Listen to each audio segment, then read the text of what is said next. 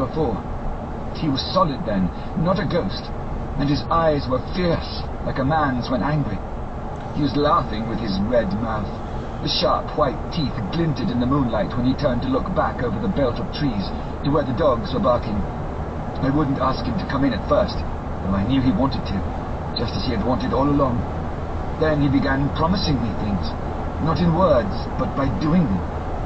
He was now interrupted by a word from the professor. How? By making them happen. Just as he used to send in the flies when the sun was shining, great big fat ones with steel and sapphire on their wings, and big moths in the night with skull and crossbones on their backs. Van Helsing nodded to him as he whispered to me unconsciously, the Acherontia atropos of the Sphinx, what you call the death's head moth. The patient went on without stopping. Then he began to whisper, rats, rats, rats, hundreds, thousands, millions of them, and everyone alive, and dogs to eat them, and cats too.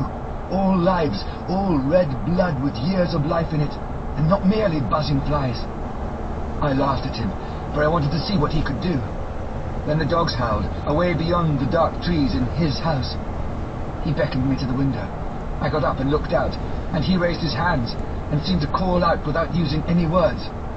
A dark mass spread over the grass, coming on like the shape of a flame of fire, and then he moved the mist to the right and left, and I could see that there were thousands of rats with their eyes blazing red, like his, only smaller.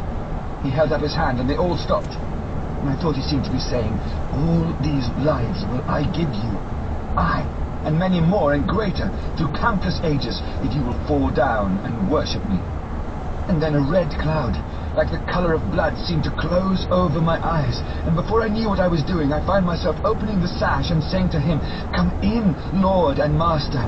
The rats were all gone, but he slid into the room through the sash, though it was only open an inch wide, just as the moon herself has often come in through the tiniest crack, and has stood before me in all her size and splendour. His voice was weaker, so I moistened his lips with the brandy again, and he continued. But it seemed as though his memory had gone on working in the interval, for his story was further advanced. I was about to call him back to the point, but Van Helsing whispered to me, let him go on. Do not interrupt him. He cannot go back. And maybe could not proceed at all if once he lost the thread of his thought. He proceeded. All day I waited to hear from him, but he did not send me anything, not even a blowfly. And when the moon got up, I was pretty angry with him. When he slid in through the window, though it was shut, and did not even knock, I got mad with him. He sneered at me, and his white face looked out of the mist with his red eyes gleaming, and he went on as though he owned the